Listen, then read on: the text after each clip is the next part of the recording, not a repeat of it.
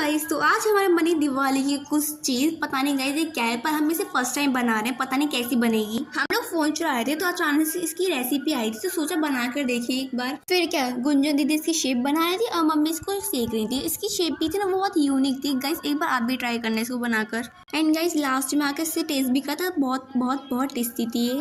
Last में गुंजन दीदी सोने की मेहंदी लगाई थी और फिर आती है मेरी चांस मेहंदी। कमेंट में बताना गाइस मेरी मेहंदी कैसी लगेगी, और हाँ कैसी लग भी रही है, कौन सी अच्छी लग रही है, कौन सी बेकार लग रही है। बेकार तो नहीं कहूंगी, बट आप रेट करना कितना दोगे। अब बताओ लेफ्ट की चल रही है, राइट हैंड की अच्छी लग रही है। अब गाइस अब बताना सबसे ज्यादा किसकी अच्छी लग रही है तीनों में से। 2 हाथ मेरे और 2 हाथ सोने के, 1 हाथ गुंजन दीदी का, वो भी उन्हें थोड़ी सी लगाई। तो प्लीज कमेंट में बताना किसकी अच्छी